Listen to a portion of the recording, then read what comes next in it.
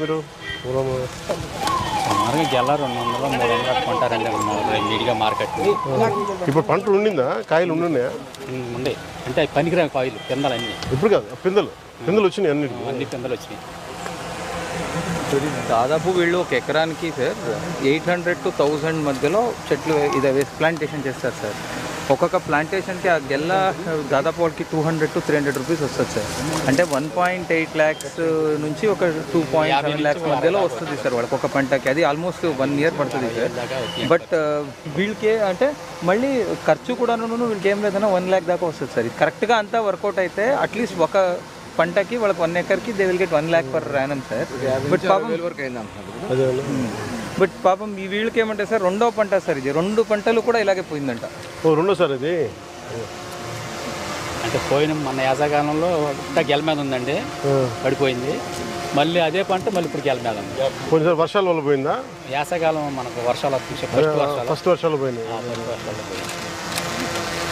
ఇది పంటకాలం మురుకాలం drainage sir, drain ఇంత కార్తీక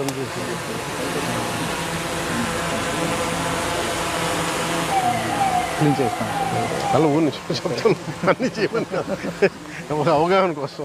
లాస్ట్ 5 years ఈ కాలువలు ఏం బాగా చేయలేదు. మనం వచ్చాక మొత్తం అదే చూస్తాం అక్కడ. డ్రైనేజ్ ఇన్ఫ్రాస్ట్రక్చర్ మనం సెట్ చేయకపోతే సార్, నేను మా మధు ఒకసారి అడిగాను కదా, ఒకసారి మీరు కూర్చోబెట్టి మొత్తం డ్రైనేజ్ ఇన్ఫ్రాస్ట్రక్చర్ మీద ఒకసారి కూర్చుంది. ఒకసారి సార్ మీరు కూడా ఒకసారి కుదురుతారన్న. ఎనర్జీ చేస్తే మనం అది అందుకనే ఏదో చేద్దాం. డీసిల్టేషన్ అలౌడ్ ఎనర్జీ చేస్తాం.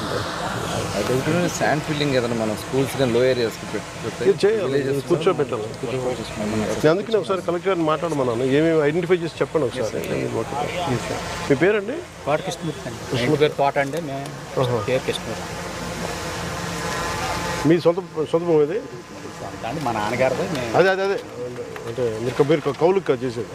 అంటే మా నాన్నగారు కౌలు చేస్తారంటే అట్లా నాన్నగారు మనసులో ఉంటాడు, బయటకు తిరగడం. అదేలే వేరే వాళ్ళకి ఎత్తుకు నేనే వేస్తాను. మీరే వేస్తారు. ఇది దీనికి ఇన్సూరెన్స్ ఉండదా? ప్యాడీకి ఉంటుంది ఇన్సూరెన్స్. దీనికి ఇన్సూరెన్స్ కట్టారా? చేయలేదు. ఉందా అసలు? ఉంటే ఒకసారి ఎడ్యుకేట్ చేయాలి. ఇన్సూరెన్స్ ఆటోమేటిక్గా వస్తుంది. లోన్ ఉందా మీకు? తీసుకోవాలి సార్. ఓకే కృష్ణ, మళ్ళీ కలుస్తాం. చెప్తా మీరు రండి సార్, మీరు రండి.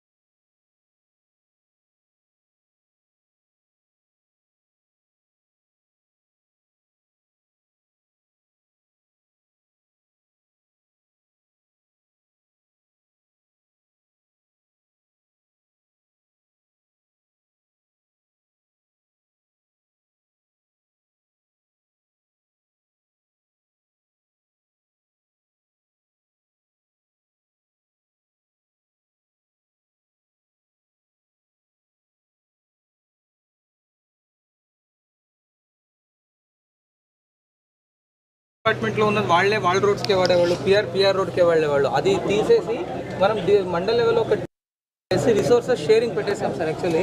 సో దాంట్లో రిసోర్సెస్ కూడా మన దగ్గర ఏమేమి ఉన్నాయని పెట్టి వీళ్ళ ఆధ్వర్యంలో ఒక టీం వేయడం వల్ల సార్ ఇప్పుడు పవర్ సోర్స్ కూడా అన్నీ ఒకేసారి అందుబాటులోకి వచ్చాయి. So we are able to restore it quickly sir actually.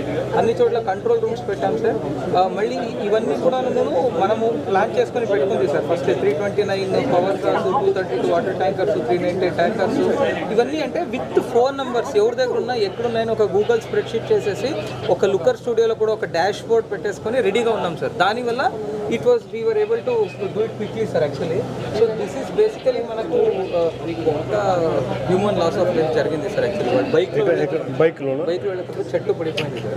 Actually కాళ్ళు ఫ్రాక్చర్ అయింది అనుకున్నాం సార్, బట్ బికాస్ ఆఫ్ ఎక్కువ బ్లీడింగ్ అయిపోయి ఈ succumb to death sir actually. మన ఈ వాటర్ స్కీమ్స్ అన్ని కూడా జనరేటర్ పెట్టండి సార్. అవును సార్, సిపిడబ్ల్యూ స్కీమ్స్ అన్ని కూడా జనరేటర్ పెట్టడం వల్ల వాటర్ ప్రాబ్లం లేదు సార్ ఈసారి. సిపిడబ్ల్యూ స్కీము, పీడబ్ల్యూ స్కీమ్ అన్ని దానికి కూడా జనరేటర్ పెట్టాం sir. Even if there is a power outage water issue అవ్వకూడదు అని. మళ్ళీ తమరు నేను చెప్పినట్టు సార్